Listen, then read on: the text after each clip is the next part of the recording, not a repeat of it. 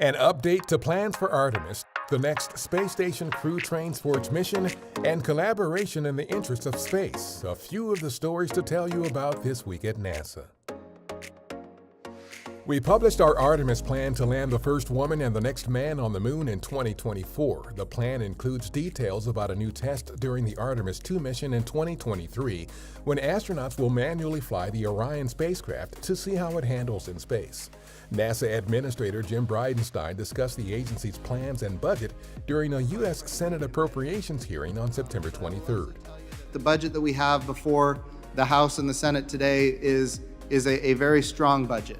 And I think it is a budget that ultimately enables us to continue to push forward humanity into the solar system in a way that we've never done before. The first Artemis mission without astronauts, Artemis 1, is on track for 2021. Learn more at nasa.gov/Artemis. The International Space Station's next crew, including NASA's Kate Rubins, wrapped up training in Star City, Russia. Rubins and Russian crewmates Sergei Ryzhikov and Sergei Kutsverchkov are set to launch October 14th from the Baikonur Cosmodrome in Kazakhstan. A new Memorandum of Understanding announced September 22nd by NASA and the U.S. Space Force calls for collaboration between the organizations in a broad range of areas, including human spaceflight, U.S. space policy, space transportation, standards and best practices for safe operations in space, scientific research, and planetary defense.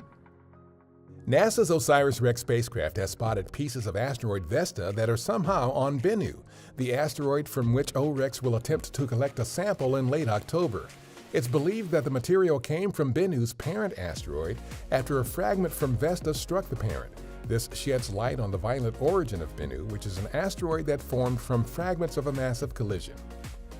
Data from NASA instruments on the European Space Agency's Rosetta mission have helped reveal that Comet 67P Churyumov-Gerasimenko has its own far ultraviolet aurora.